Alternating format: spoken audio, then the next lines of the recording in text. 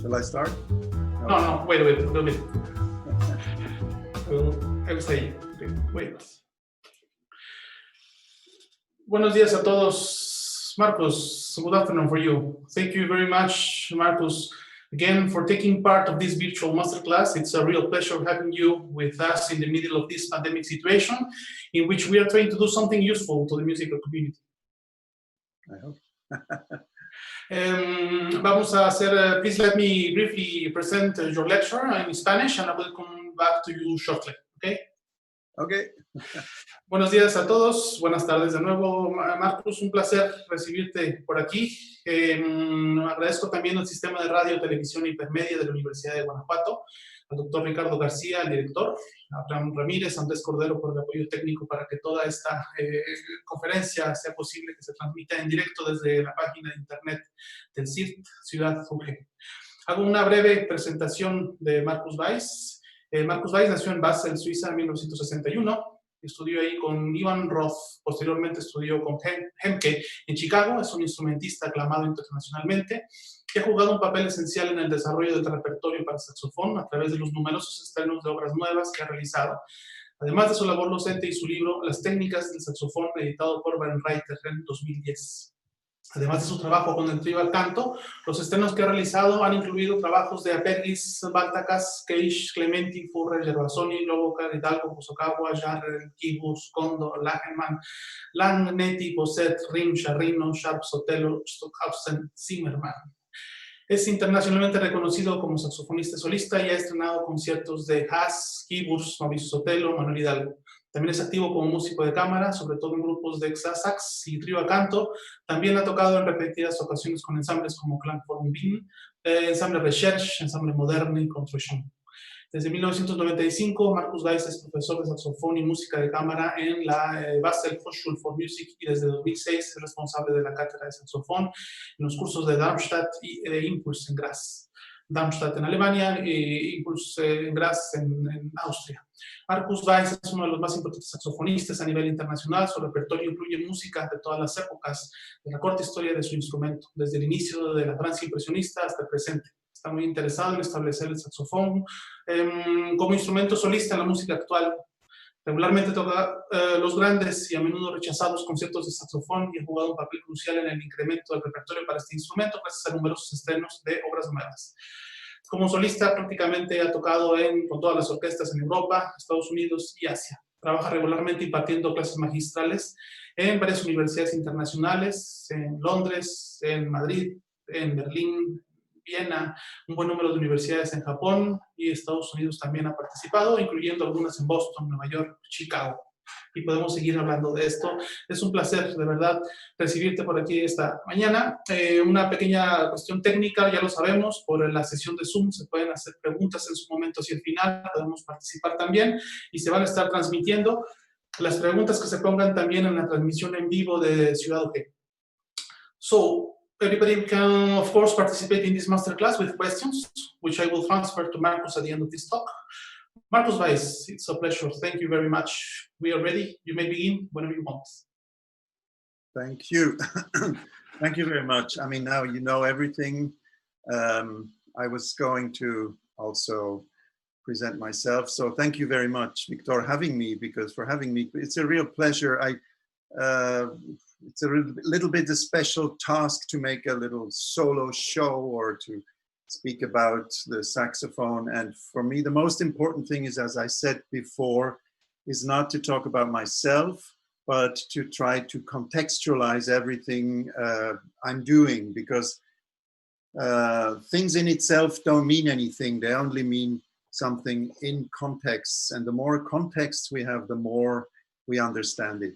So I will still anyway try to start with my self-presentation, then give a little sketch of the saxophone history. Of course, you might know it, but I think it's good also as a context, because we're not talking only of a physical saxophone, but we're especially talking of an invention, of a whole history of something. And you know that the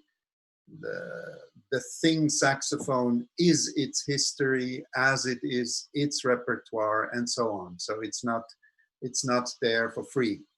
Then that will be 5 and 5 minutes. Then I will come to talk about this this book. I mean, it's not that this has become the center of my life, but I have done it, and it's a kind of a good focus for me to say a couple of things for composers especially. Then we will listen to some pieces. I choose pieces that I think can be heard on Zoom.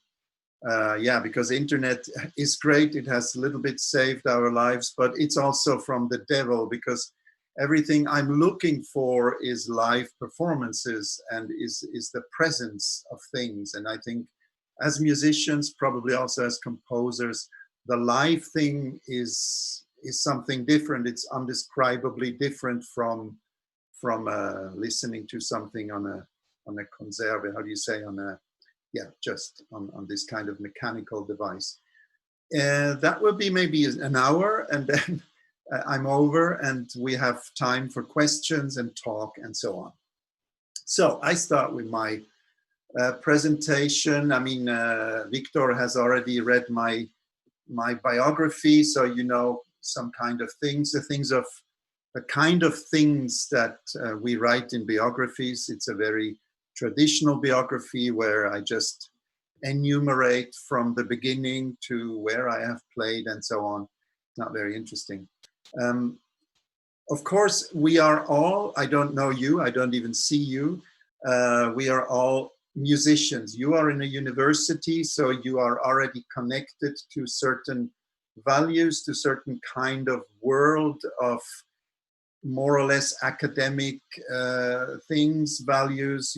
We share, of course, a certain history, but probably we all are different, not only from generation, but also from socio-cultural background. So that means there are always levels of meeting each other in values, in ideas, but also there are differences. I myself, I'm Swiss, so I'm a post-68 child, if you want. I grew up in a little bourgeois family, not rich, but more or less interested people in art. My father worked at the bank, but he was not a banker. I mean, but he did work there. And I grew up with, there were music schools. I was very early interested in art, philosophy, more in jazz. And maybe I listened to jazz rock at that time, Mahavishnu Orchestra, but also to Schubert, Mozart, Bach. I'm somehow of a left wing, but not communist background, let's say humanist, fundamentally humanist. So my religion became music very quickly, and my let's say my weapon became the saxophone. It is not that I 100% identify with my instrument, so I really see it as an instrument and not as the content itself, but as a medium to express myself, to do certain things.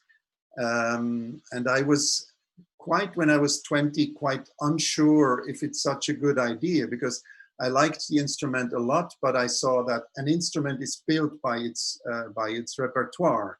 So I was starting to doubt if it's a good way to go. But somehow I stick to it, and I had to choose between being a classical musician, but doing what, playing what. And then it was quite obvious that only contemporary music or new music could become the music I'm interested in, because the official classical saxophone repertoire is only pedagogic repertoire. There are maybe 10 pieces that are part of a real classical repertoire, but I don't get into that.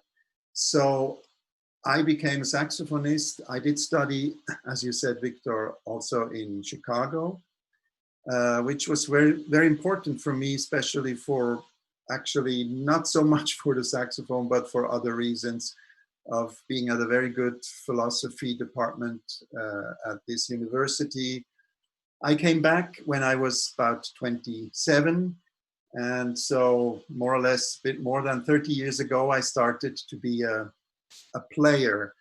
I realized that I had to go away from Basel, from Switzerland, because it was too narrow, too small. At that time in Vienna, the Klangforum Vienna, which I still think is the best ensemble of contemporary music, or which is at least a very interesting ensemble, was not yet the ensemble Klangforum, but it was called differently. And I quickly found into that world. So away from, let's say, a saxophone world into a music world. And you enumerated it, you said it, Victor. I started with Klangforum, I played with Ensemble Recherche. I did always teach saxophone, first at music schools, and then about 25 years ago, I started teaching professionals in Lucerne, then in Zurich, and now in Basel. I also more or less, everything's about 30 years old in my life, let's say. My ensembles Sax, which is a contemporary saxophone quartet or a saxophone quartet, started in the early 90s. We were one of the only quartets at that time with three Frenchmen, three French saxophone players that would play real new music and not the kind of academic conservatoire new music. I then also realized that on my instrument as a saxophone player, it's important that I don't only play in an ensemble where I can play one piece in a program and then they play the good pieces that don't have saxophone. But I needed to found an ensemble, chamber ensemble, to create repertoire, to find pieces that I can play again. And since 1993, with the Trio a Canto, we did premiere more than 100 pieces, I think. And since 5 years, maybe even 6 now, Nicholas Hodges is our pianist, and we have done quite interesting things. It's like a second start, a little bit, a second youth for the ensemble, and got some wonderful pieces by Rebecca Saunders lately, by Christian Wolff, the old Christian Wolff, a 30-minute piece. So with this ensemble, I'm still quite actively creating new pieces. And we are a little bit in the, let's say, in the circus of, we can get to that point later, in the circus of contemporary music. Now, my main work besides all that is teaching contemporary saxophone in Basel at the Hochschule, at the University of Music. But also 10 years ago, we started to do a master's program of contemporary music for performers, which works really nicely. And we have a great crowd of about, it's 2 years program. We have 8 and 8, about 16 students in the program. And I think next year will be 18 people this fall from 13 countries. So it's very mixed. It's very nice. It's only contemporary music, and they already have a master's degree in their instrument. And so that's my thing. The general focus of, besides teaching, working, and playing, of course, performing with these ensembles, is that I'm looking for that's more, let's say, on a philosophical work, for a phenomenological approach on teaching and on interpretation. That means I'm trying to extend my understanding of a phenomenological view on this all, on what we are doing, which is based on, let's say, Merleau-Ponty's works especially, but also of, because that's from 1945, on many things that have come after, which philosophically is for me one of the most interesting structures to understand music making especially, because it proposes not a dualist view on things, but really a kind of a mixed three-part thing with the body in the middle, our body, as being part of the two worlds, of the object and of the subject. But that's, now I end with that, otherwise it will go for hours. So that is a little bit the context where I'm from. Music for me, I'm happy to have a good job and to have good colleagues and to be able to perform. This is a fantastic surrounding I have, and gives me, of course, the opportunity to, I don't have to live from playing contemporary music concerts, which I think is really a very difficult task. And I never saw this as well, the career as a business thing. Maybe I should have, but everybody has different kinds of possibilities, let's say. So the saxophone, of course, as an instrument, has its history that goes back to the 19th century. Adolphe Sax was a quite crazy inventor, Frenchman, living at that time in a city that is today in Belgium. But I mean, we can say it's a French invention. Adolphe Sax had his ateliers later also in Paris. But the instrument was breveted, how do you say, they gave the stamp in the law, how do you say, the trademark, I think that's the word, trademark, in 1840 around. And that was the baritone saxophone, which was the first instrument actually that he gave to the agency.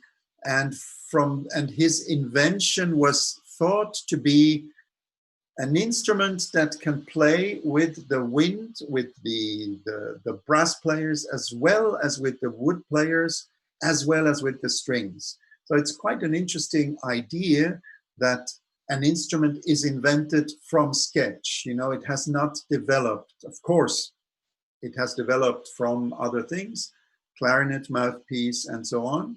But it's really a modern instrument, an instrument of the Industrial Revolution that made it into the big collection of, let's say, classical instruments. It is from a thought, from the invention of one person, Adolphe Sax, who invented many, many other things.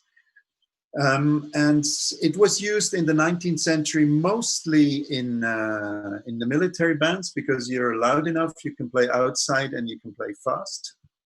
And we have some repertoire from the 1840s, 50s, 1860s. Adolphe Sax was a teacher at the Conservatoire in Paris. He had a class until the German-French War in the beginning of the 1860s, and then this was cancelled. The saxophone still existed and was played, but in Germany and other countries, it took quite a time to be acknowledged.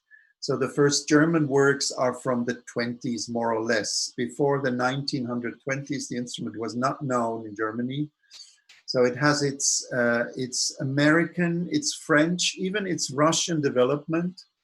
And of course, some of the only, let's say, works of importance of first-class composers, if you want, are pieces by the French Impressionists.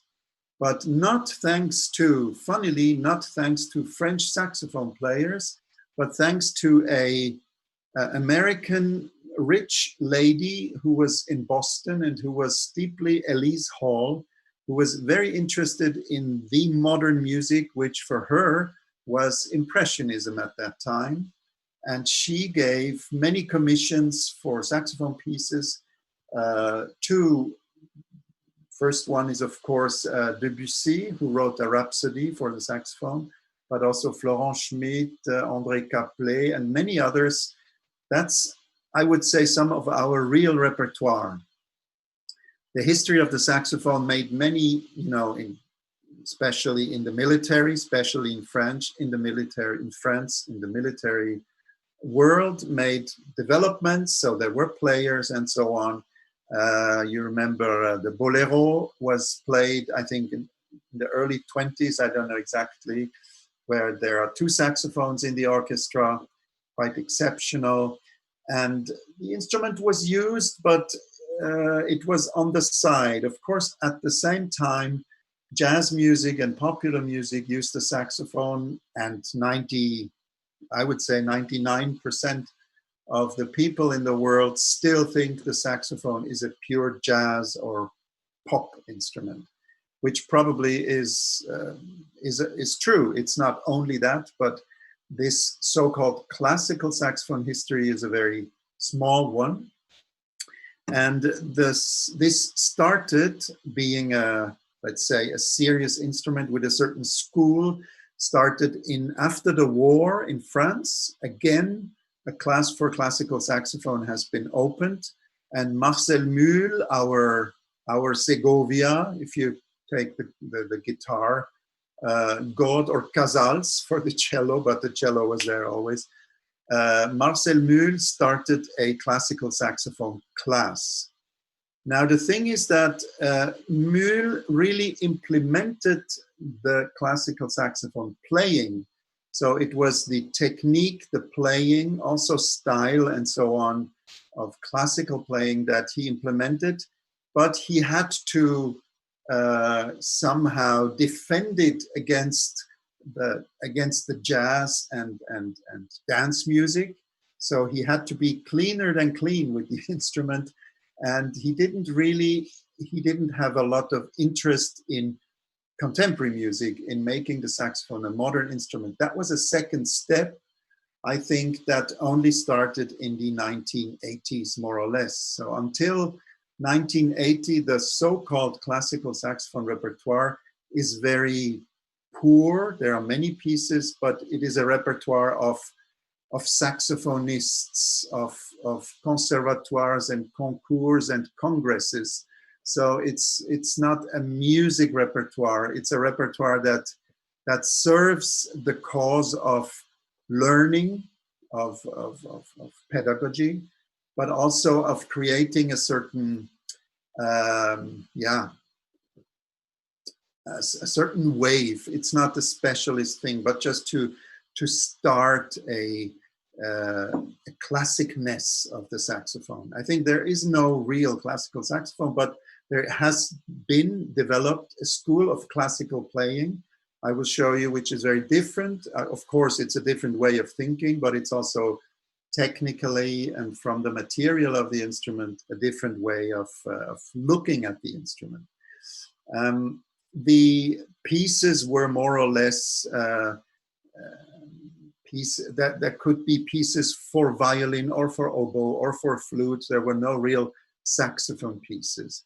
And maybe that's what my great colleague or teacher, Jean-Marie Landex, who is one of the old French saxophonists that also defended the classic saxophone, but in a more modern view, he said that somehow the sonata by Edison Denisov, for him, is the first saxophone piece, and not this sonata could not be a flute sonata, but it's definitely a saxophone sonata. And I agree, not only because of the use of some multiphonics and slaps, but the whole facture, the whole way of feeling of the piece, the way of the energy and the sound volumes of the piece are really saxophonistic. So it took really, and that's from 1981. Before, there were some few pieces like Anton Webern, he used the saxophone in his Opus 22. I don't really know why, and nobody knows why, but it's our maybe one of the only chamber music of the classical composers of that time, like classical, you know how classical Webern is. Then we have a trio by Paul Hindemith also, which is also for another instrument, but there's not much more. Villalobos, he wrote many pieces using saxophone. And funnily, you know, Brazilian composer, he didn't have the problem with the saxophone. Also, many Italian composers used saxophones in orchestra pieces much before French composers. So the French, somehow, they have this very traditional view on things, and even if they have implemented the classical saxophone school, the school of playing, you know, that's not about music, but that's about pedagogy, that's about organization, that's about socio-cultural artistic thing, but it's not about the art itself. It's more a military thing. It's a structural thing, top down, with the Paris Conservatoire, and it works well, but it's not about music. And the same was with the repertoire. I think only in the last 40 years, the saxophone has become an adult instrument with many, many different pieces. Of course, there is not only one new music, as you all know, but there are many types of new music, many styles, but also many, let's say, societally different, more post-tonal or post-romantic and completely avant-garde, and today all kinds of niches, of course. Composers start to like the instrument, but the problem, now that's another thing about pedagogy. There would be a lot to say about that. But this, yeah, is maybe a short story of the saxophone, of the classical saxophone, to bring you to the point that it's an instrument that is many instruments. It has many different possibilities, and I think that's the interesting thing I tell my students as well, that it's not, don't imagine you're like a flutist, that you learn the classics and then you learn the modern. Of course, you have to know Bach, and you have to know Schumann, and you have to know so many things, and maybe know it from playing it from inside. But it's not your repertoire. You have to invent your profile yourself. And I think that's a very basic difference in being a saxophonist, a classical or whatever that is, saxophonist. If you're a clarinet player, I remember very well when I was 20, finished my first studies, my clarinet friends with whom I played, improvised, and so they had chamber music, orchestra jobs, this and that. I had nothing. I had to invent all these things myself.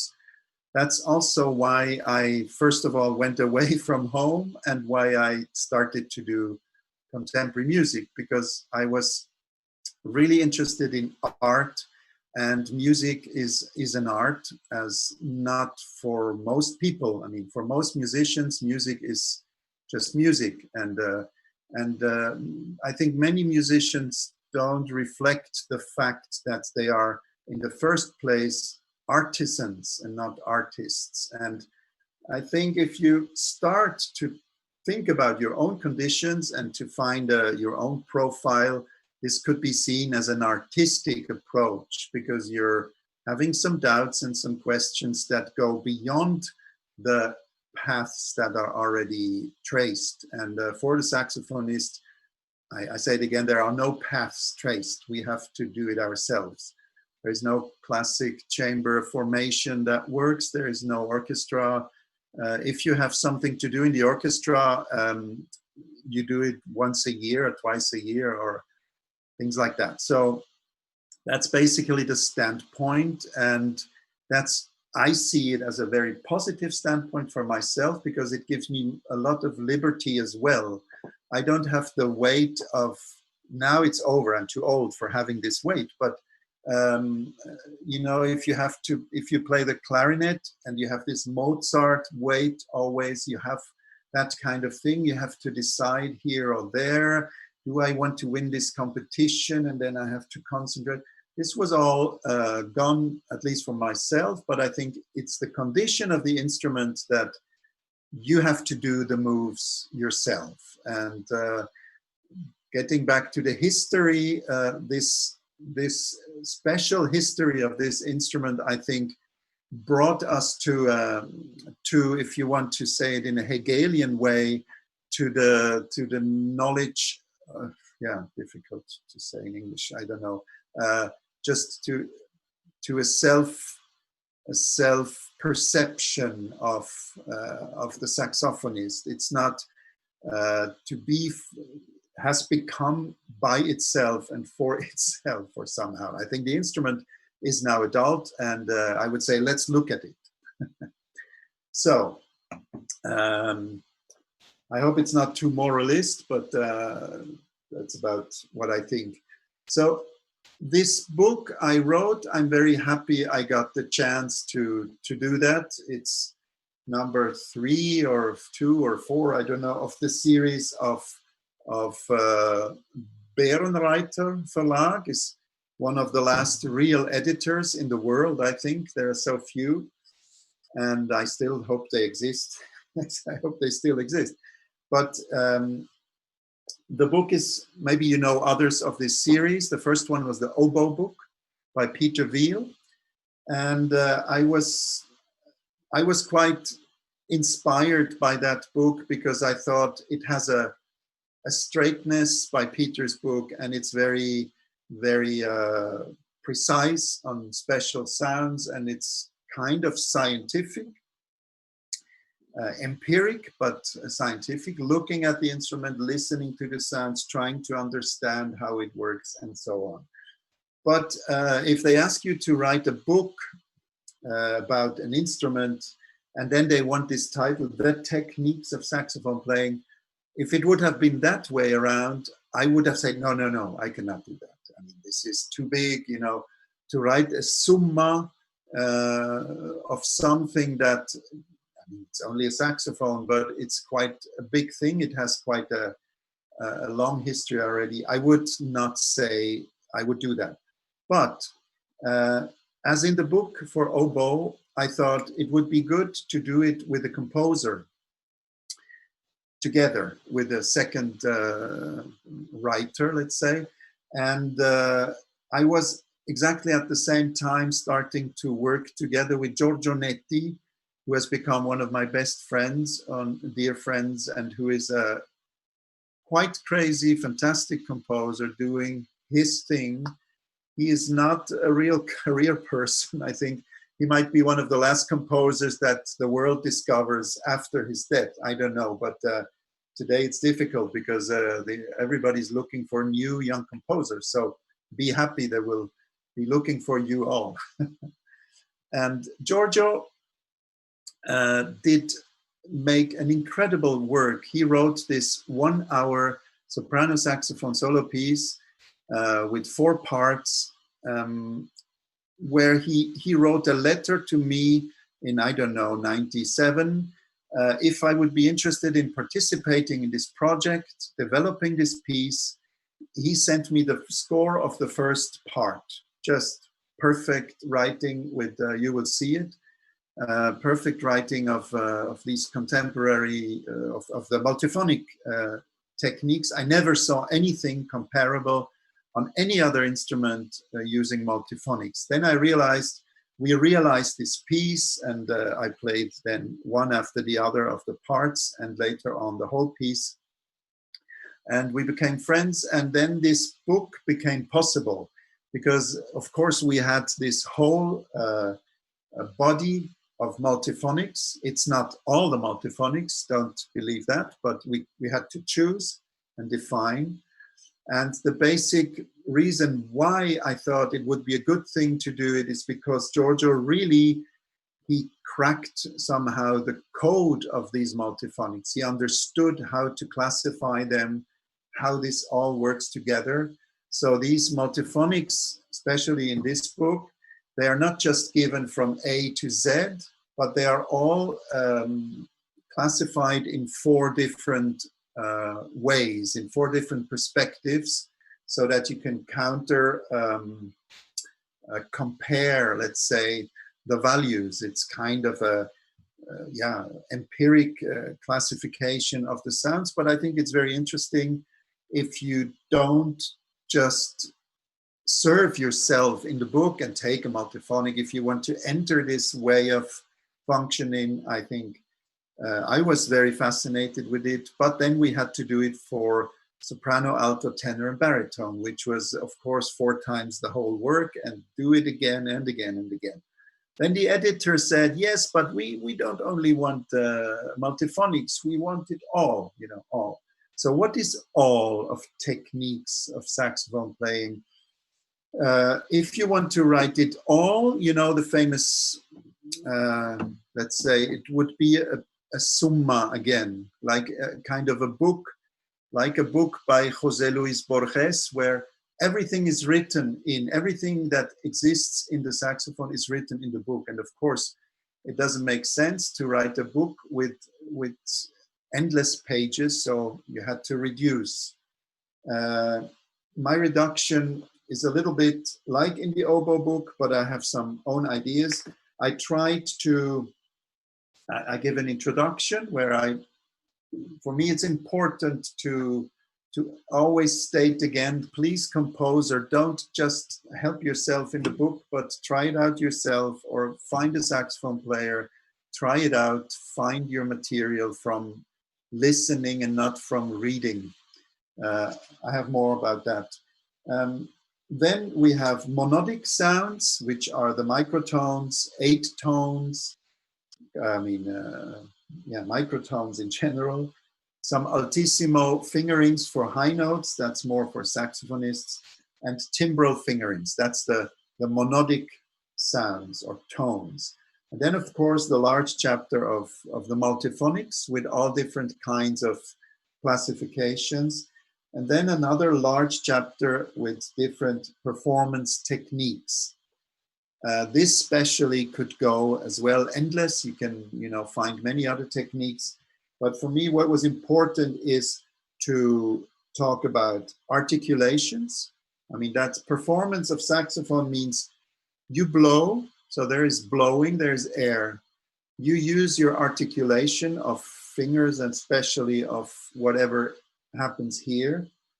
Then there's, you have to say about embouchure and sound, talk about embouchure and sound. And then there are some special things like trills, teeth tones, which is a kind of a articulation or embouchure if you want, trills, glissandi, key percussion, and singing and playing. So that's very general. The things, we did the same with the techniques. My idea was to only use or only show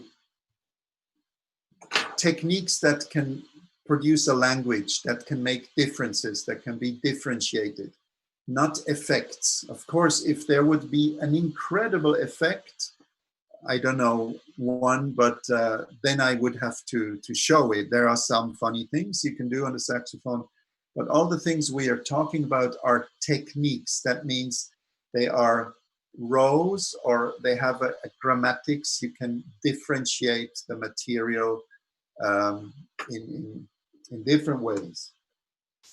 So maybe I don't talk long about slap and things, you know. I can show you, for example, I know that it doesn't make sense on Zoom to use the sound too much, but for example, concerning slap, I tried to make the difference between normal slap, secco slap, so dry slap, and open slap. A normal slap is what you know, it's the attack.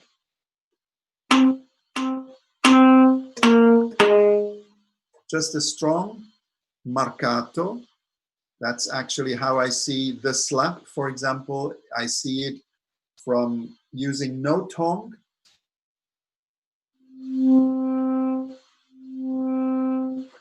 Going through always shorter, always stronger, to marcato, and after marcato there is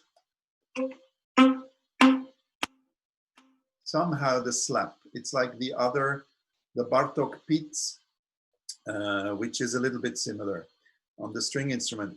But the slap, of course, it's a special technique. It's not so easy to learn, or you just know it or you don't. Some players don't find it, others can do it when they are little children. It's a very special kind of thing that it's a little moment of a vacuum you produce on the reed before letting the tongue, explode. But there is no time for the vacuum. It's an action. It's all in one. You can find what not to do. From teaching, I cannot tell you what to do, but I can make you listen to it. And then I can look at your embouchure and I can say, but no, it shouldn't move. No, where you do that, you do this. You can only learn it in a negative way somehow. So that's a normal slap. I describe it as I don't remember. I describe it as a slap, as a very strong. It can be soft and loud, but also it can be the articulation of a long note, of course, because you blow.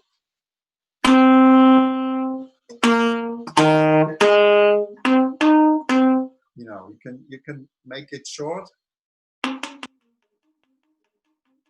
or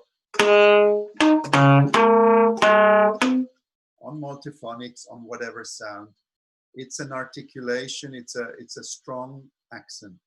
Now the secco slap, as I say it, is nothing else but the slap itself without blowing. So when you don't blow, you have no sound. You only have the resonance of the air, of the fingering in the instrument. I can show you, I don't know, you probably don't feel that, but I always show composers what I do is I suck in air in order to prove that I don't blow. But of course, it's probably the same as blowing, but I don't give air. Normal slap.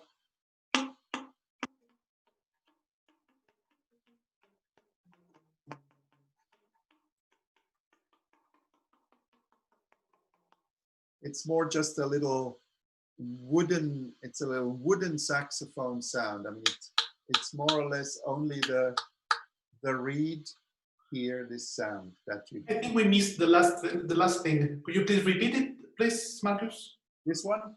No. Just the part before.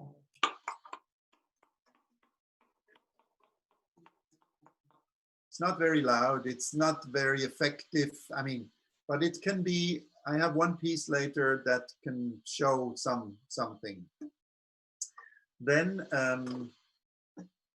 there is a third dimension, which is the open slap. So I should take the baritone saxophone or the tenor. I don't know what you will hear, but it's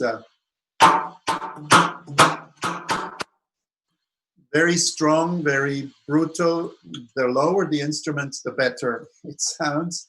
It's a strong slap with some air, but you open the embouchure right away, so it cannot be the beginning of a sustained note as well. So, and this in the book, I try to show in the chapter slap these three types, describing the quality of it, the way of doing it, as well as I can do that, and what you can do with it. So that I would say is one playing technique. Then of course there is a certain speed, and there are different players, they have different techniques. I mean, now I know people, they can do the incredible things, but very fast. But normal staccato, let's say,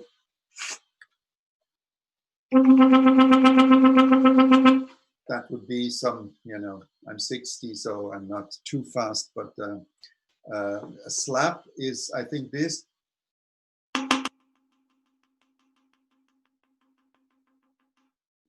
Is quite fast already.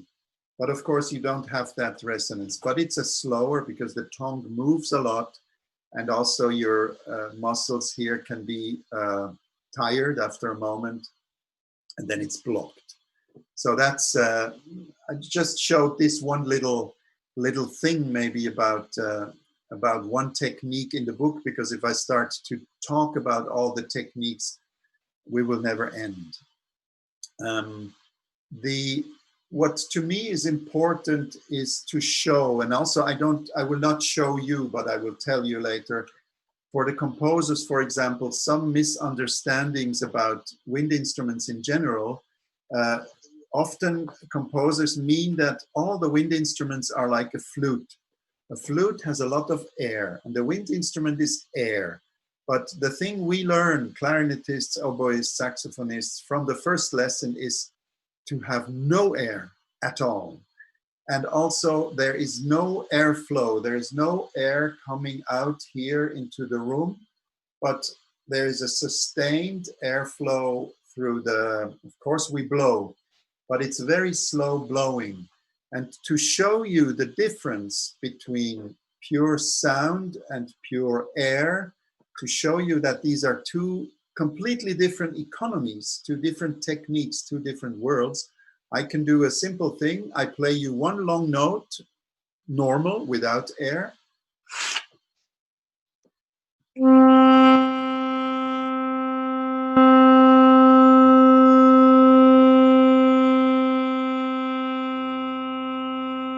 So this goes on and on and on, more or less 30 seconds. And now only air.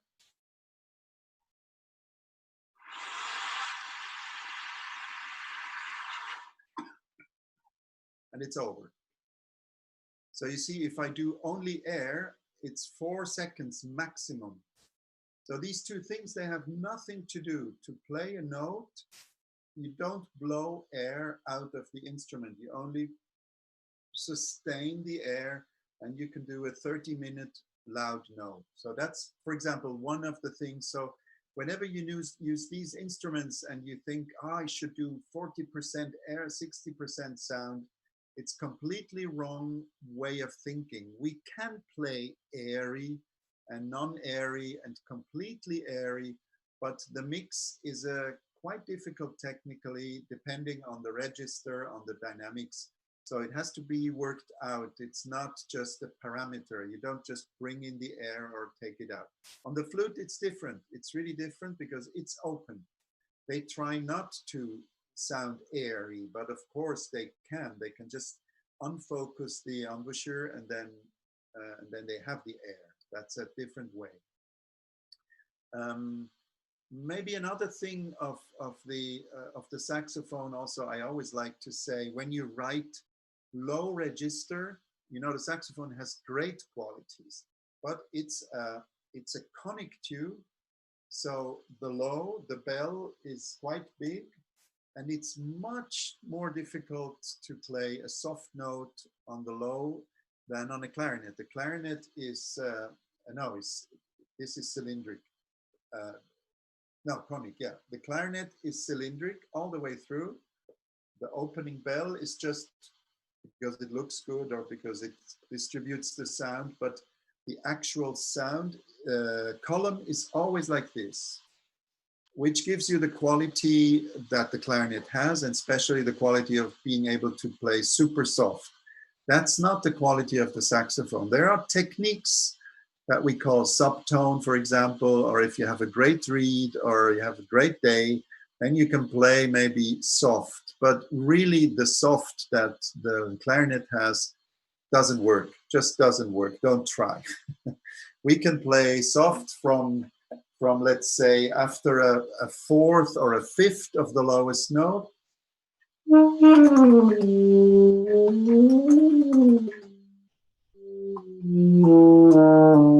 Then it goes up. Of course, a lot is possible, but I think the condition of the instrument has this quality to be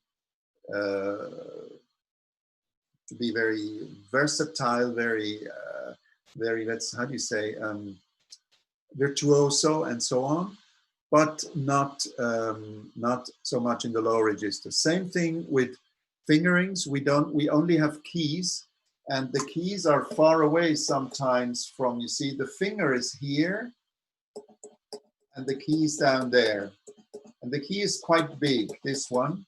So I cannot control a glissando from up here to down there with the finger. It's not possible.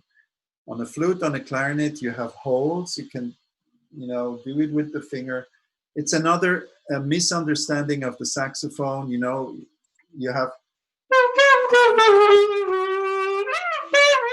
this kind of glissando idea of jazz and so on playing, but this is only micro glissando. A larger glissandi are quite difficult. They are possible, but they're not so much part of the saxophone than you would think of. I just say some kind of things that I think are important. Another one is that about jazz and classic playing. You know, we have different mouthpieces for jazz and different jazz or classic. Of course, the jazz mouthpieces are much more open and much steeper, and they have much more higher overtones in general. They are louder. They're thought to be louder because they have to play with the percussion, with the drummer. And our mouthpieces, the classical mouthpieces, are much rounder, like a clarinet mouthpiece. We have less nasal overtones, if you want, but that's only the technical side. I think what is much more interesting is the actual playing technical side. If I play classical,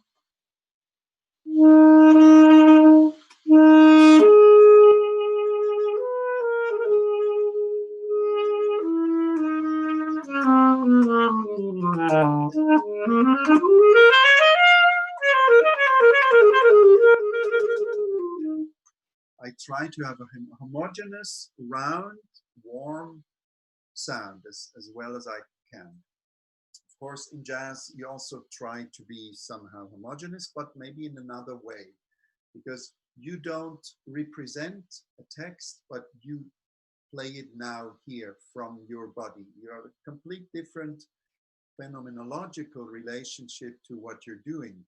Technically, I would say if I tune the instrument, and that shows a lot about the embouchure, if I tune my saxophone for a classical piece, I would play with this embouchure.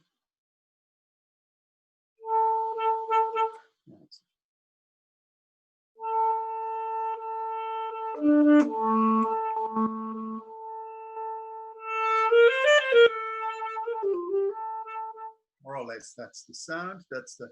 But play for it. If I go for a jazz with the jazz embouchure and the jazz idea of sounds.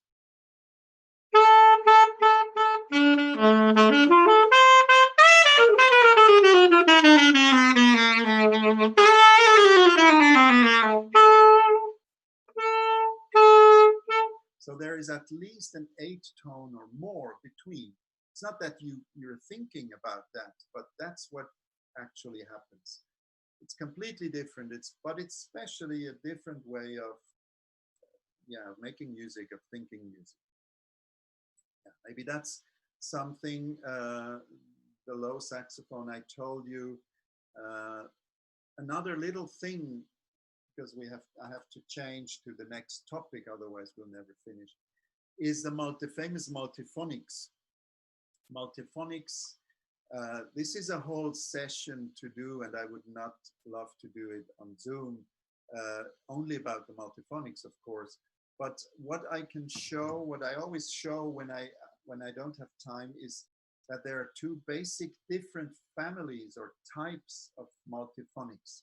In the book, we are very detailed, and I think the text that there is not bad to understand what happens or what these multiphonics are. But I can show you like the two different families. There are the families of the distorted spectra of the, it's distortion. You cannot say it differently. If you look at multiphonic notations, then you see often a kind of an octave, a kind of a fifth, a kind of a fourth, and so on, which reminds us of the spectrum, this normal spectrum with the overtone spectrum.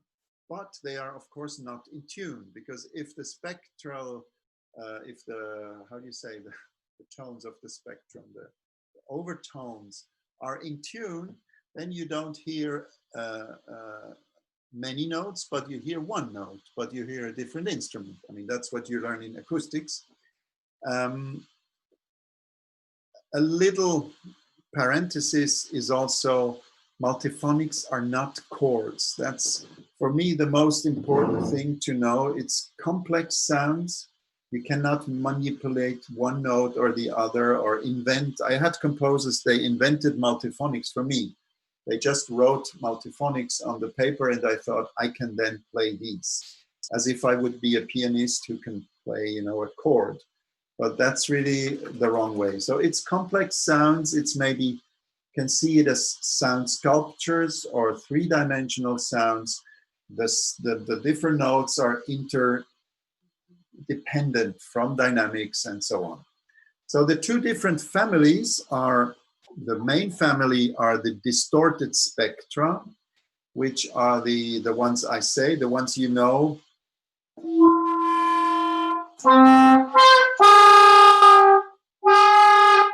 All dry, sorry. You know, these ugly ones, usually. I mean, you can play only the first two notes of them.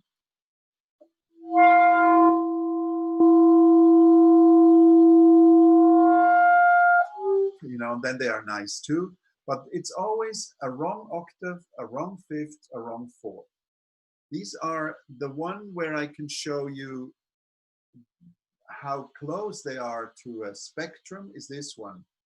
I play an F and I use, so the normal F fingering, it's an E flat. Then I use low C and low B flat key to make it open to a multiphonic.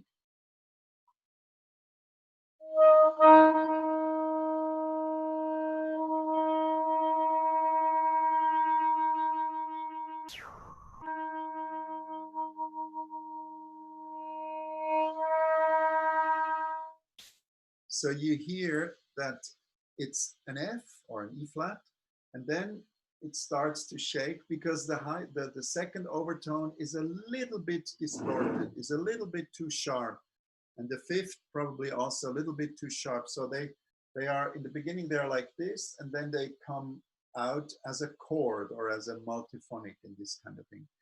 That's what we call battente. So that's the one that is the closest to a normal spectrum, which is also, every note is a multiphonic, but you just don't hear it. You hear a flute or a saxophone or an oboe.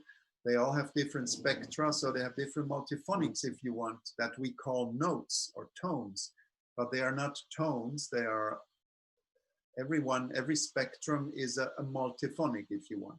But in our history, or with our human ears, we realized after thousands of years that to call this an F or an E flat, even though a flute and an oboe are completely different, but we just decided that with our music history, we got there somehow. And these distorted multiphonics or distorted spectra that are the most part of multiphonics, they are based on one low fingering and some how do I call it? Some kind of filter tube. So a normal fingering is one tube, it gives you one tube, and then there is an open hole, and then you create with other fingerings an art filter below that, and you bring out this distortion of the spectrum. A complete different family, or the other family of multiphonics, are the very often dyads, so two tones in the middle register of the instrument. They sound like this.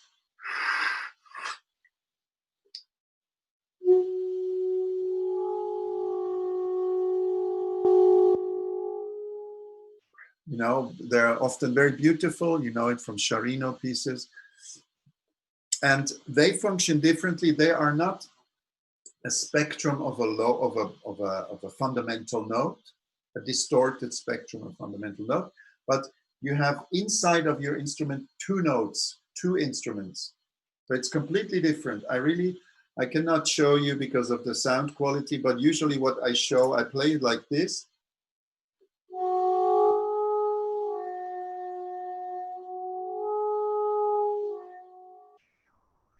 And then you hear one note, the other note, you hear the two notes in one instrument, which is, of course, a complete different way of behaving of the instrument.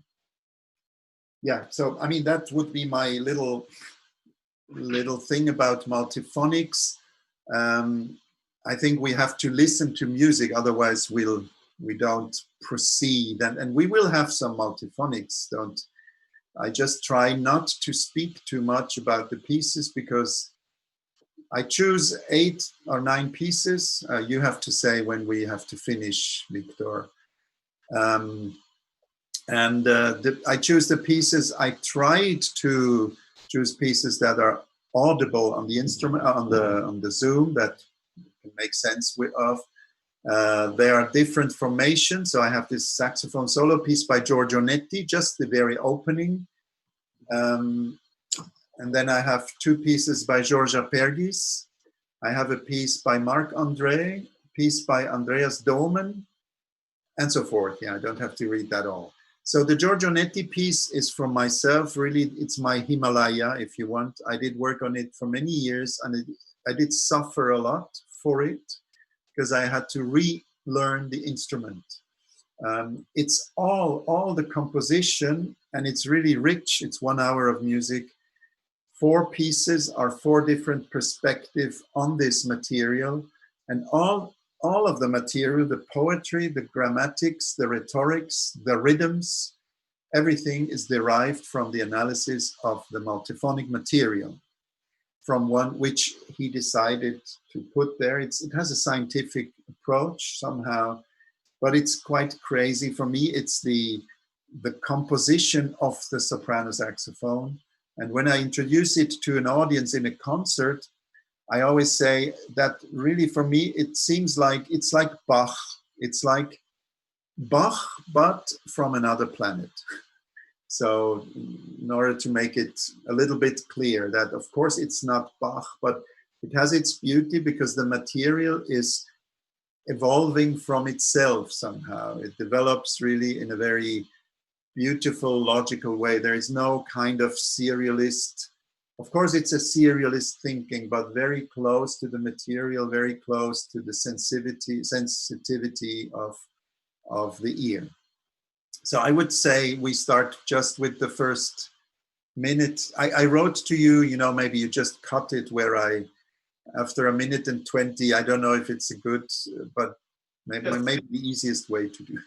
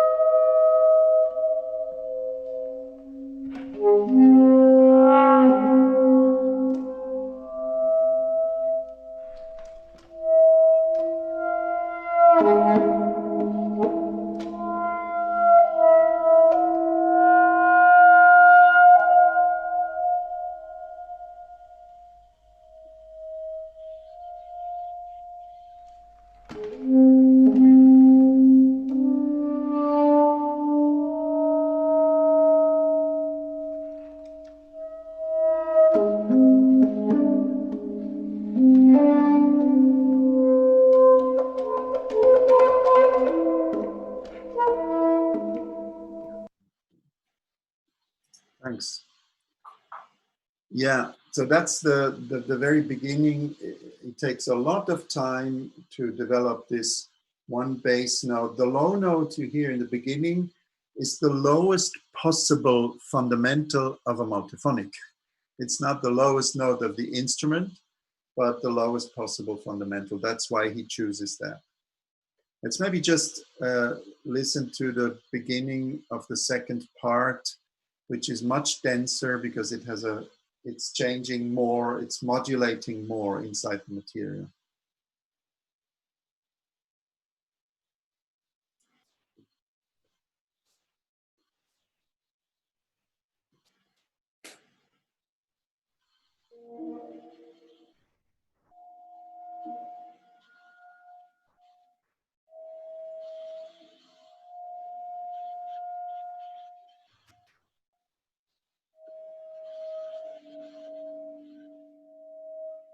Maybe a little bit more.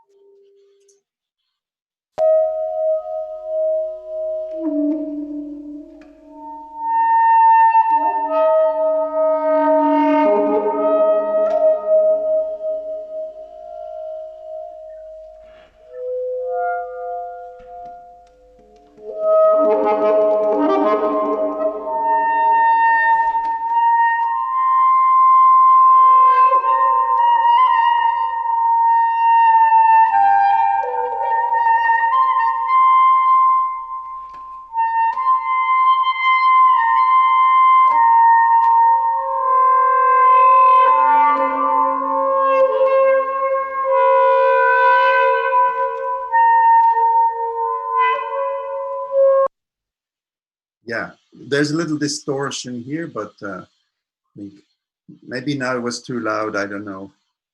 And then there is, in this part, a section where it really starts to move a lot, where we don't have these long sounds and developments inside of a position, but of changing positions, where it becomes kind of, yeah, active.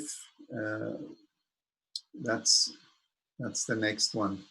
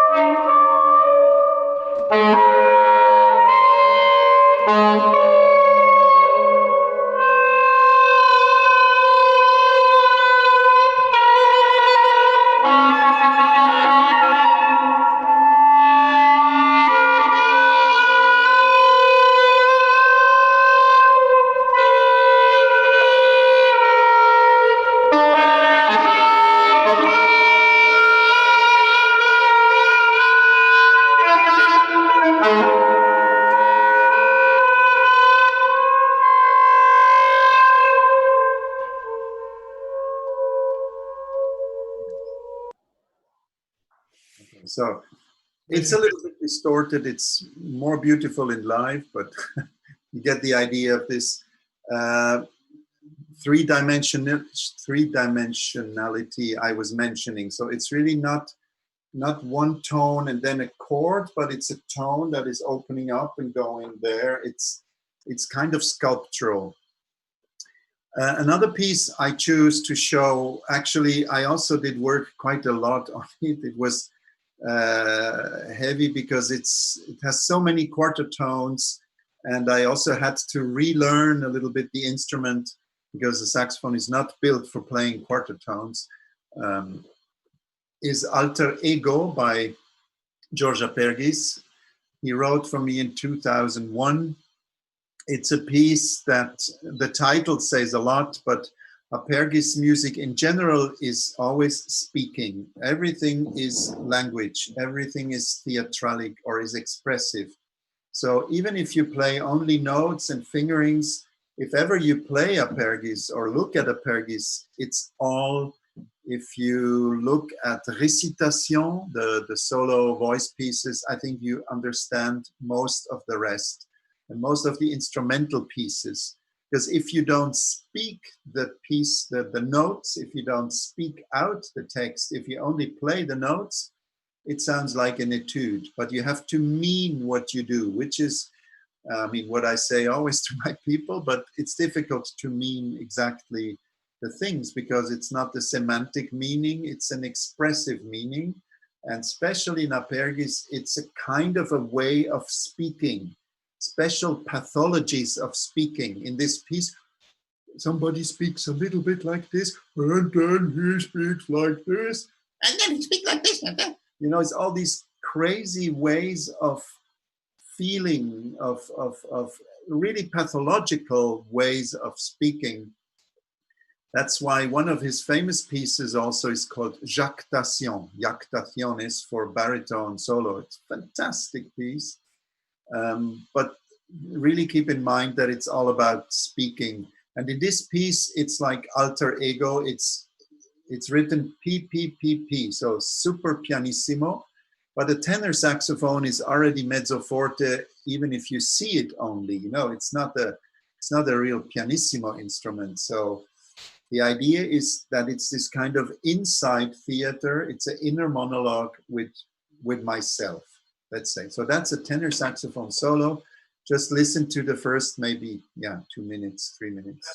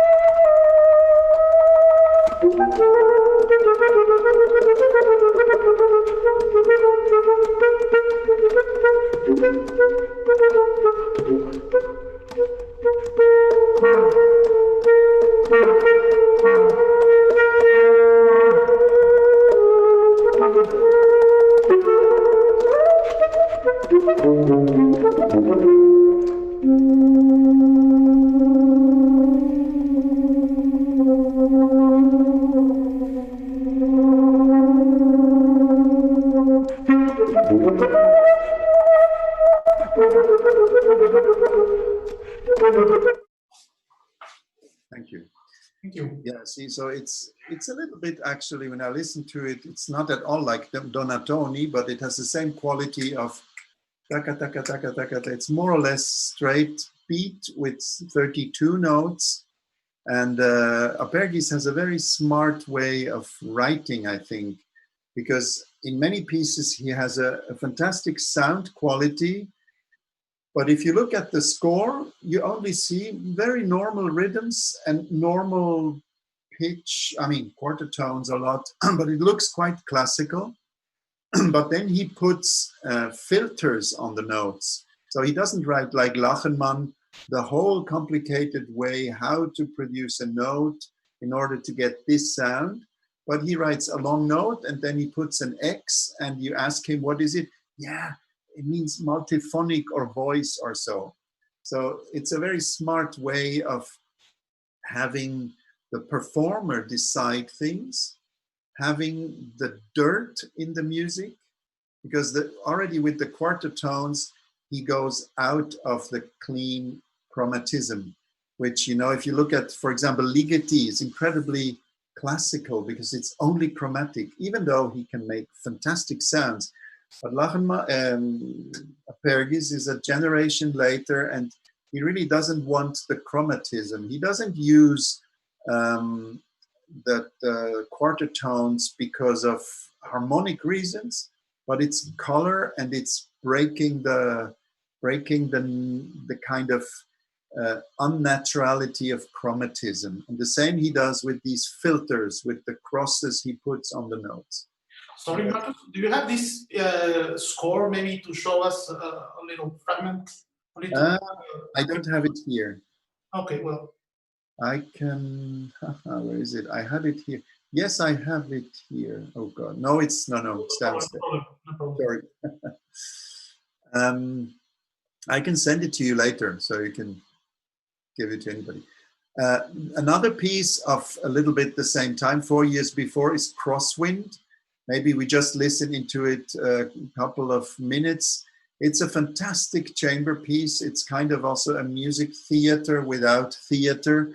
It's for viola and 4 saxophones.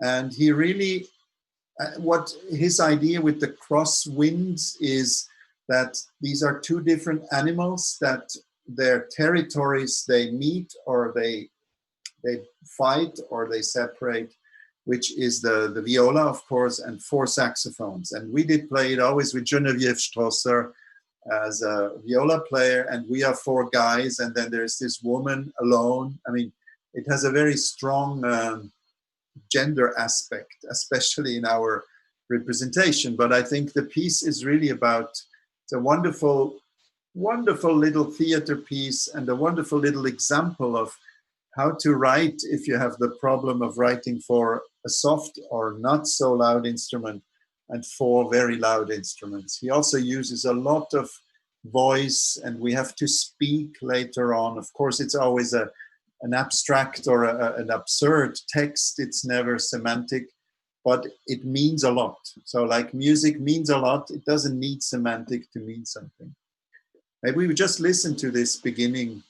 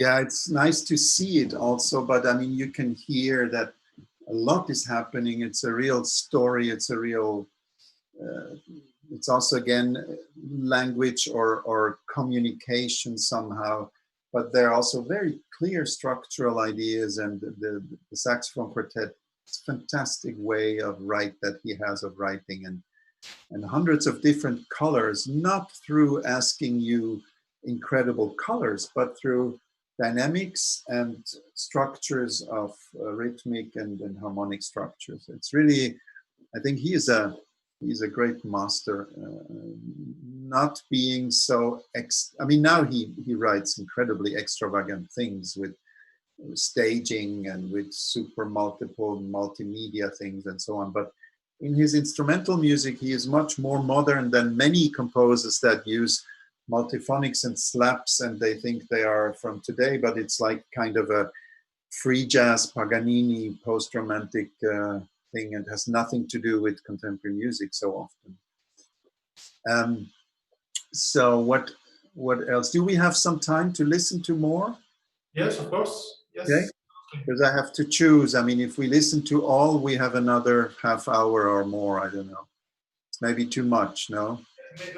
As you want, maybe I can share also later the list you gave me. So, yeah. Yes. Okay. No, because I mean, now I have at least some solo and some quartet. The Marc-André piece is maybe, it would take too much time now to go into it.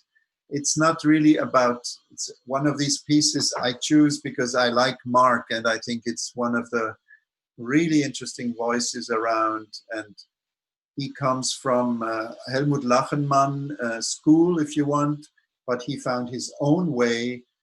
The piece Durch is a beautiful chamber music piece for and the composition, the writing's a bit complicated like Marc is, but he gets this result that is very rich. But it's not really saxophonistic. Maybe we can listen to somebody else, to Andreas Domen. This is 2 minutes or so. It's a trio he wrote for us all a couple of years ago. He's not so famous, but I think he is a great technician. He's a really fantastic composer. I tried to find this transition. It's like a composed transition of an improvisation trio from, you know, from soft to loud, or from nothing to dense. We have that so often in contemporary music, you know, where people just add, and now we make the slap, and now we make the sound, or now we make the air, and then the sound, and then the slap, and then the multiphonics. Okay, the logic is clear, but I think this realization of that is it's quite remarkable. It's very live. Just listen, it's in the middle of the piece.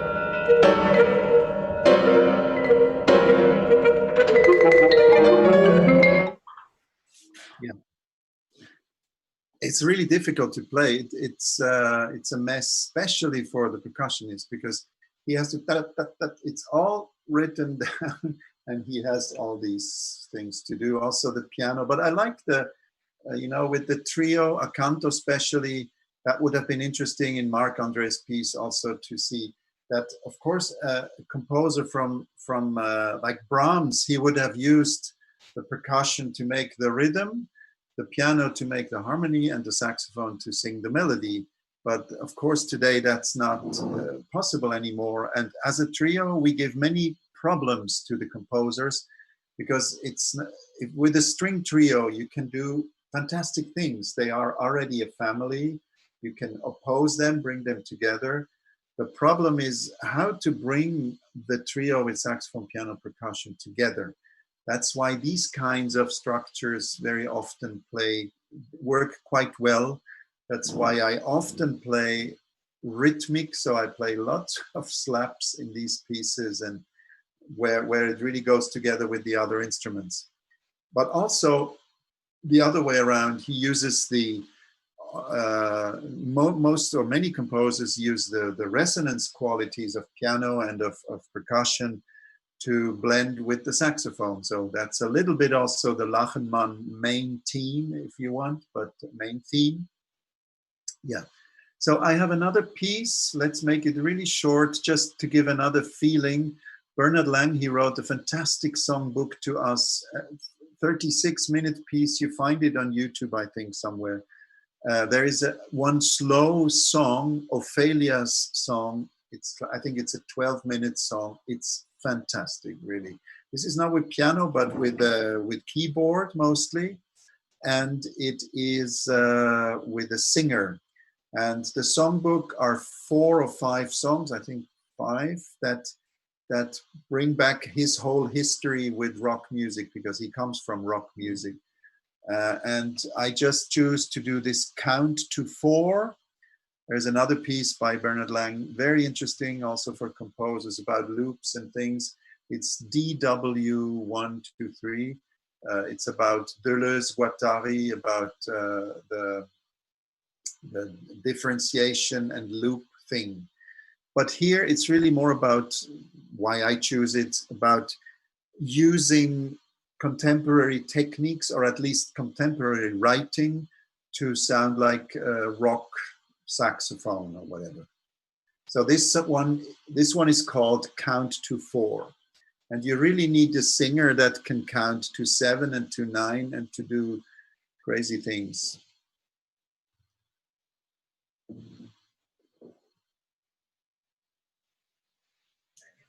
This one, give me a second. This one is on YouTube, no? No, it's not that one. It's the one I sent you. Ah, okay. Just wait. I think it's better to do that one.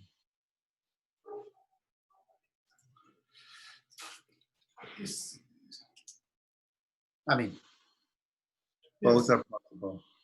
This one, no? Yeah, okay, let's go for this one. Yeah.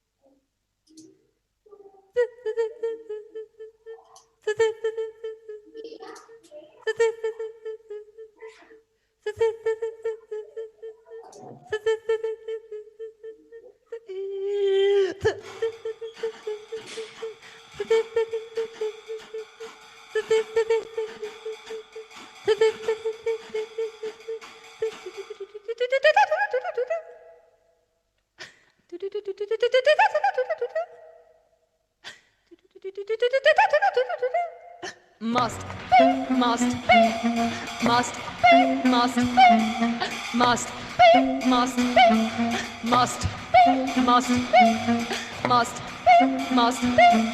Some way, some way, some way, some way, you must, some way, some way, some way, out of here, out of here, out of here, out of here, out of here, out of here.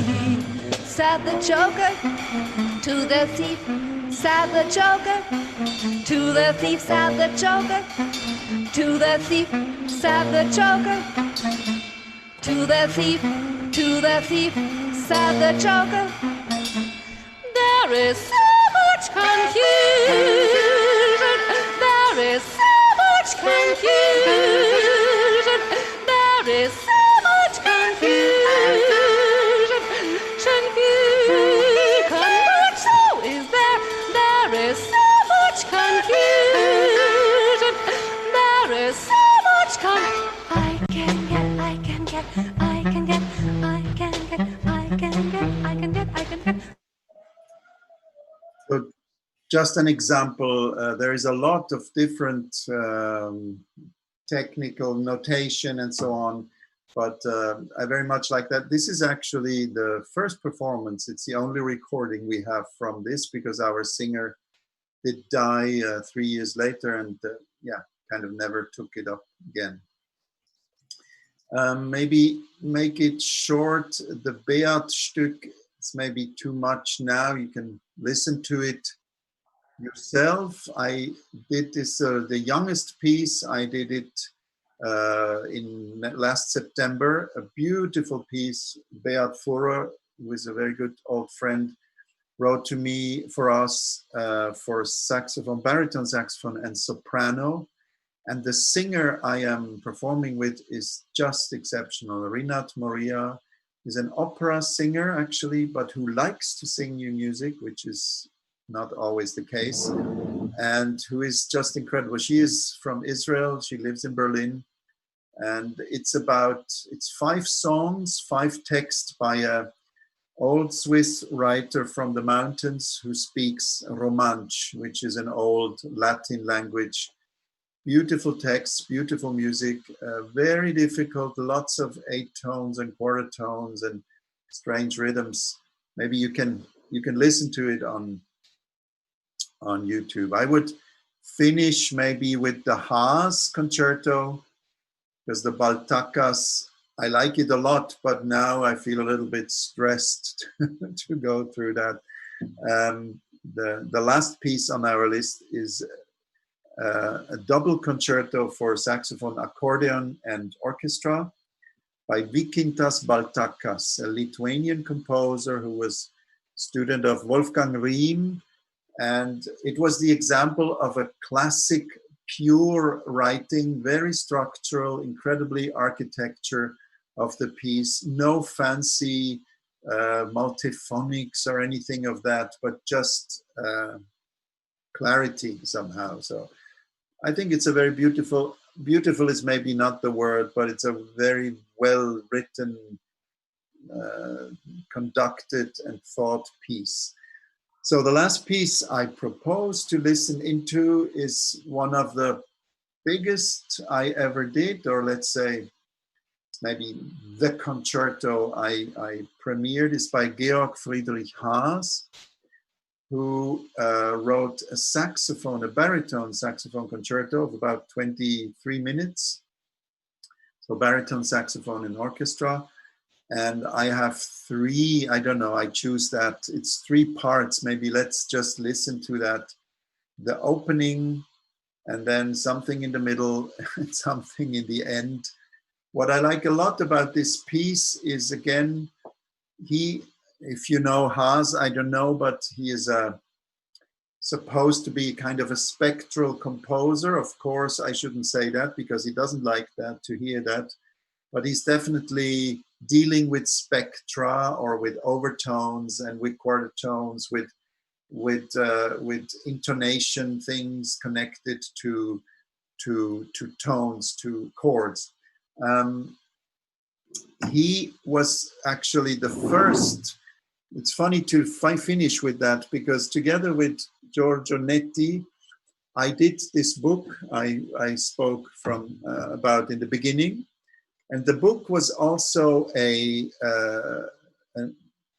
partly a production of my university in Basel, together with the editor. So the composer and the player get together, they write a book about something.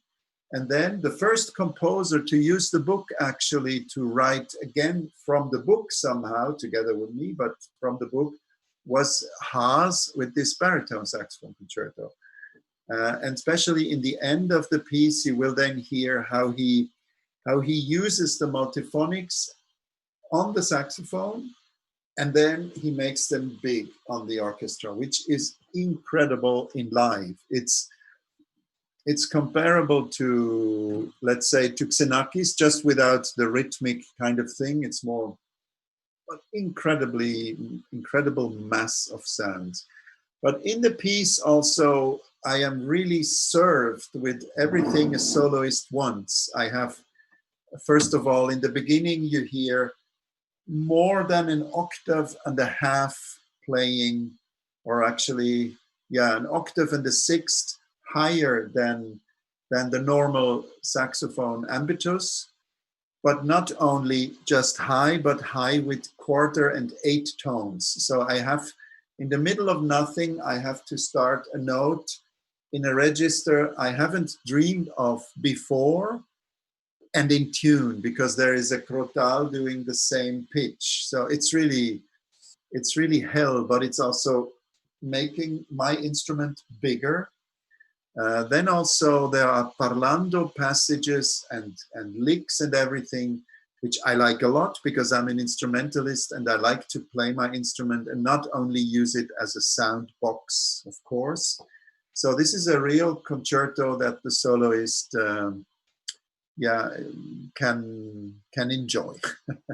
And it's quite playable, I think, for the orchestra.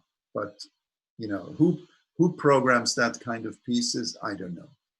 That's the problem of contemporary music for orchestra. It's played once and then maybe not anymore for many years.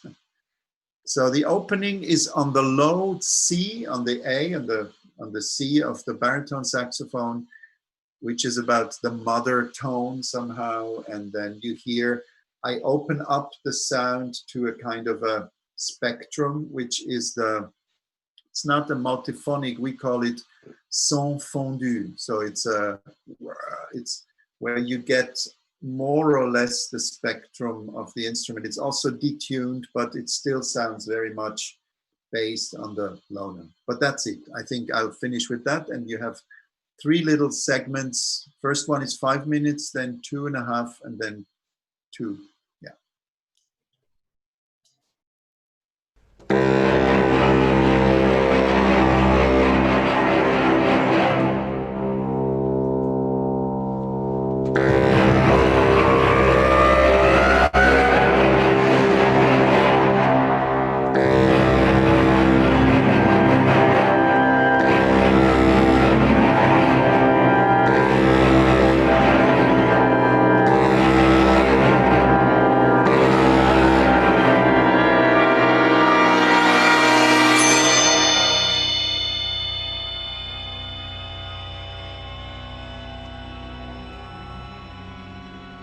Very good orchestra.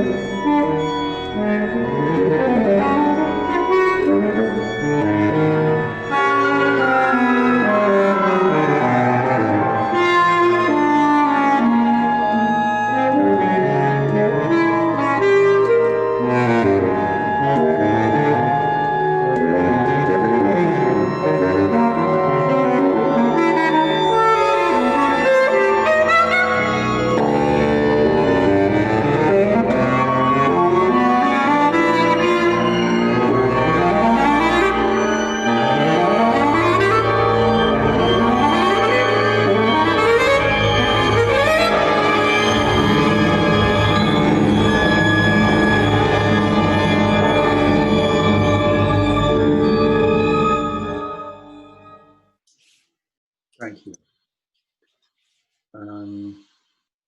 Then 14, I don't know if that is the cadenza, Matt, we will see, I don't remember. 14, yes.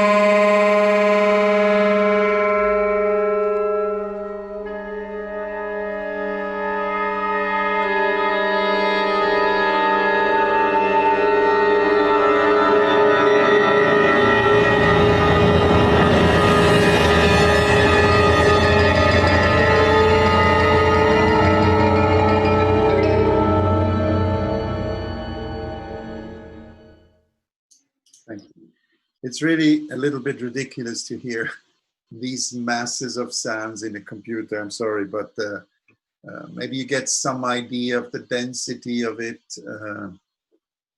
Would have been nicer to listen to the cadenza because it's only one instrument. And then the very end, I don't remember exactly.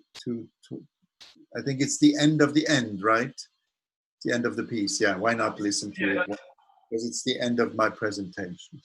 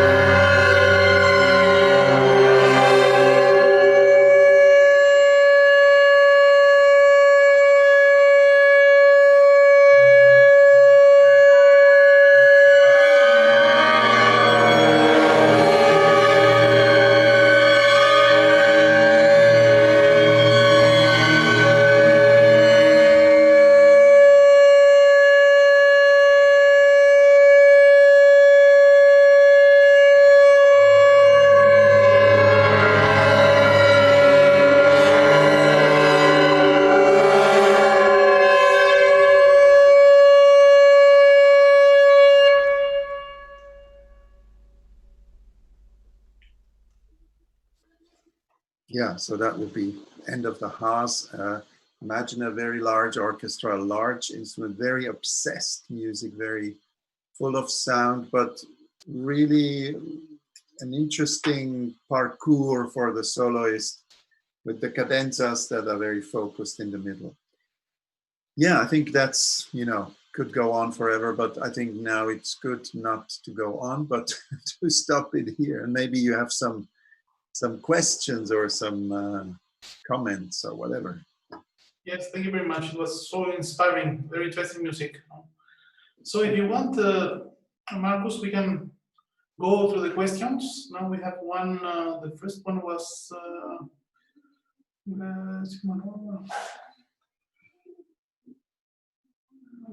yes, good morning. A question, how do you achieve to do the quarter tones with the sax? Is it with the mouthpiece, with fingerings? No, with fingerings.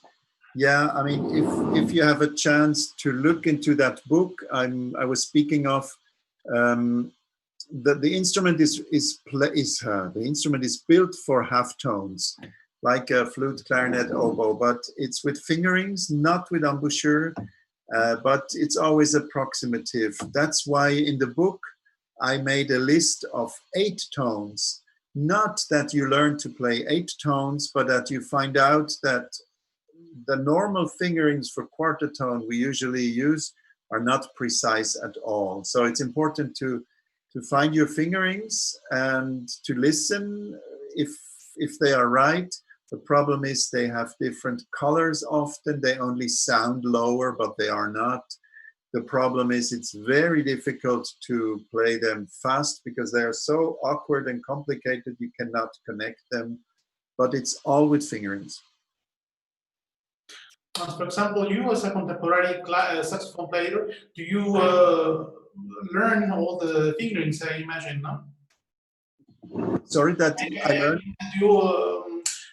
You have all the fingerings with you all the time, no? Yeah. Yes, sure, yeah. You mean if I can read, now I can read scores, sight read scores with quarter tones. Of course, yeah, sometimes it's a little bit slower. I cannot read like, a classic score. I can read C major is no problem, or whatever major, but you get used to it, yes. Yes, of course. So Raúl Aranda is asking from Facebook, can you talk about multiphonics that produce soprano sax with the G key, please? With the G? Key. The G key? Oh, there are no multiphonics with the G key. What do you mean with the G key? No sé, Raúl, si nos quiere reformular la pregunta para que quede un poco más claro. Bueno, ahora, in a minute, maybe. Yeah, Javier Frausto, intend your profile yourself. Thanks for sharing, Marcus. When you talk about academical contemporary repertoire and real contemporary repertoire, what are your differences? Is it all about level and experience? Thank you. No, yeah, of course, it's a lot about level. It's difficult, we have different values, different, what is good, what is bad. We have to choose. It's a community of musicians, of composers, and of audience, and of whatever that says this is good, this is not good. But I think it's not only a question, of course, of good and bad. Quality is inherent. There are certain, let's say, certain values of redundancy and whatever, when you write a piece that are part of quality, let's say, quality, how do you say, quality arguments, let's say. But what I mean with academic, many people today, young people, probably they would say the music I presented to you today, yeah, this is all old, new music, academic. But it's not true that it's academic, but it's true that somehow today, because I attend also the Darmstadt course already now since 20 years, I think, as a teacher.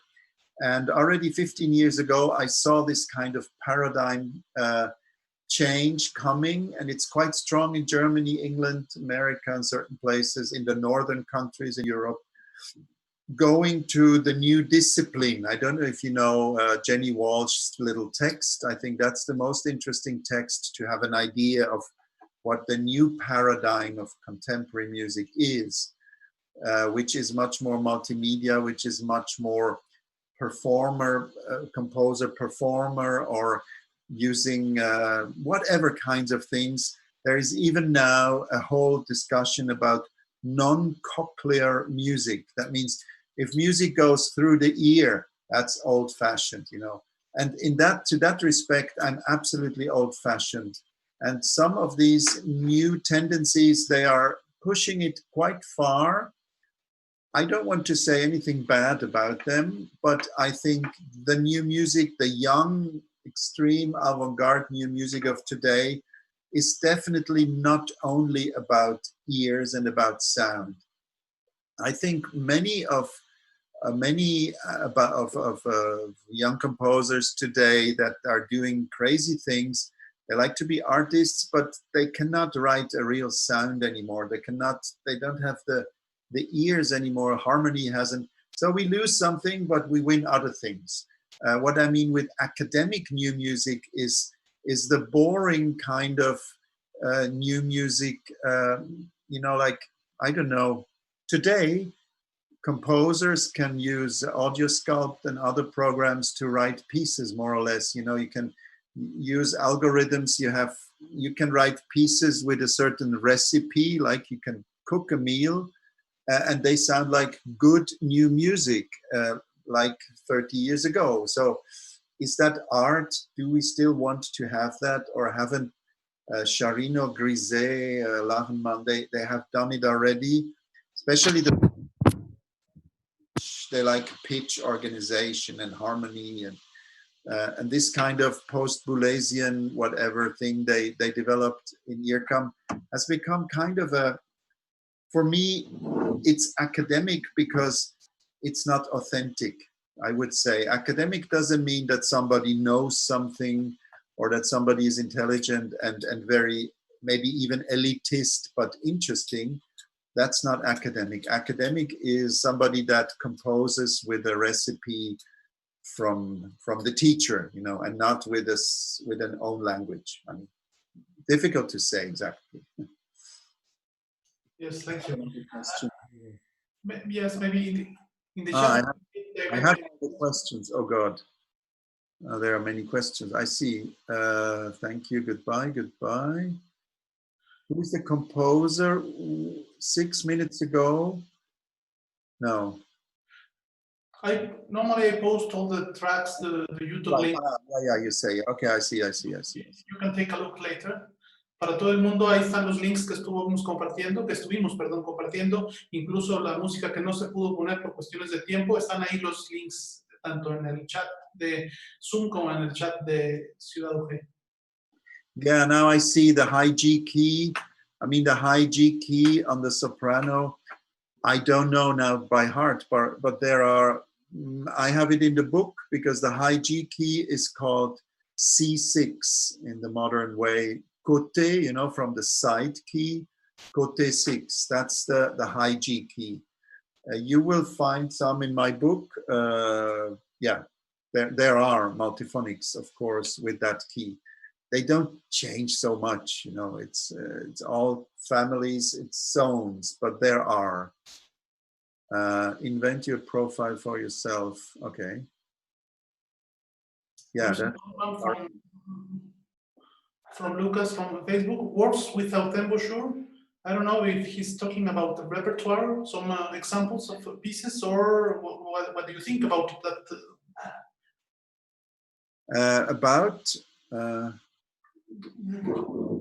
Sorry.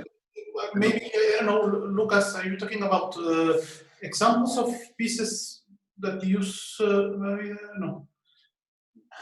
that uses this kind of extended technique, or if you want to play an example, well, maybe, I don't know, the question is not too clear, maybe. Well, there's a very clear question, where can I get your book? I don't have an answer. I know that today, in today's times, there are no more shops for these things. It's over. But actually, and I cannot help you with that. I don't know, but there are online copies you can find. I mean, there are, links to the book. I think if you go into the internet, you might find it all somewhere for free. Yes. Which I shouldn't tell you, but it's like that.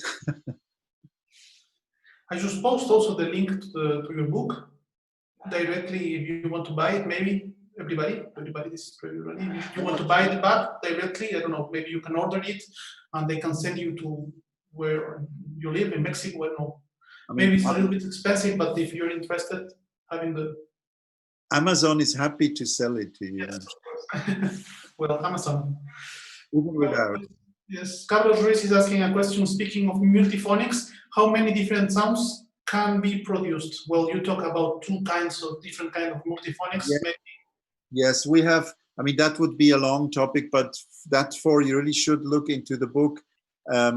We have split into some basic 4 or 5 families, and then under families of classification. Like diodes, large diodes, all kinds. So we have a classification of, let's say, 20 different families looking at the body of the multiphonics. That's I think it's good to read the text. It's probably not so easy and not so difficult to understand it, but the 3-4 pages in that book, I think are more important than all the lists of multiphonics, because of course in the end you will need to know the fingering and the number and blah blah, but to understand how it works and that it's not a chord but a multiphonic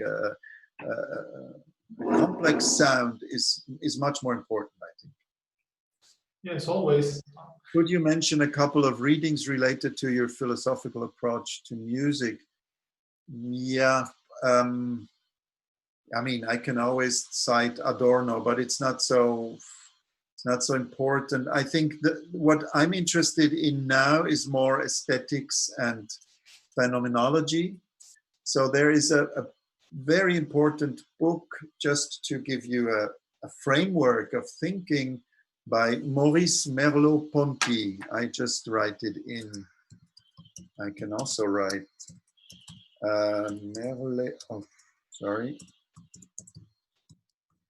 He is a student of Heidegger, or he was, and he wrote the phenomenology of perception. The phenomenology of perception. And from there on, and with a certain phenomenological Heideggerian way, who is quite important today, has become quite important today in aesthetics, you can find interesting directions. This is more, no, it's okay. I think it's good. It's a good answer. Otherwise, there are, of course, many interesting writers, philosophy and music. So I don't know if a guy like Dieter Mersch is translated into English, but he's quite a smart guy, interesting person, interesting philosopher, I would say, intellectual ome. But somebody I can also cite for you, it's a very beautiful homepage. You can find plenty of pieces, plenty of things, is Peter Ablinger. Peter is a composer who doesn't write, already since 30 years, he doesn't write scores anymore, like real scores with rhythms and everything. He has become a conceptual artist a long time before, but his texts, the texts you can find, some of his texts about perception, about whatever kinds of things, are very interesting. This one is one of my students, Okay, he says, saxophone players as well. So he's asking about how to deal with the feeling of changing between alto, baritone, soprano, tenor, etc. I don't feel anything. I just change. I don't know. It's a habit. You get used to it. Doing it a lot, you will get used to it. I have no real trick. Try to be tuned well before you play. Be aware that a cold instrument is flat, but I don't really know. I have always played tenor, alto, then soprano, yeah. And now getting older, I know for some moments I don't play at all. And then I just need to get my embouchure back. And that takes 3-4 days, like 2-3 hours a day of playing. And I'm back, and whatever instrument I play is okay. I'm not specially on the baritone or on this. It's clear that higher instruments need a little bit more care than lower. But with the lower ones, you need to be physically in a good disposition. So for me, the change was not a problem, actually. If you have a good reed, just important to have a good reed. So the question of Lucas was, do you have examples of pieces without the mouthpiece? Yes, no, but I know an address, or I know a player. Yeah, I will know. I will send you, Víctor. Yes, of course. Who is writing his thesis about that? Can you imagine? It's really a topic. I told him no, but I mean, wow. Only on the saxophone? Yeah. But so I will tell Lucas, actually, I give him a good contact to somebody who knows it all. I just know parts of pieces without. In the apergis, we have to take it away. Yeah, there are different pieces where you play without, but just a piece without, I don't. I like the sound of the saxophone. I still do. But I will send you the address of this guy. Yeah. Please take contact. He will be happy. Yes, of course. Well, I think it's the last one, or maybe let's check question of next. Okay. I think we are done. Yes. Jenny, creo que están todas, ¿verdad? Well, Stefan Sobech says hi also from my... Hey. Maybe he's looking at this moment. And Francesc Prat as well.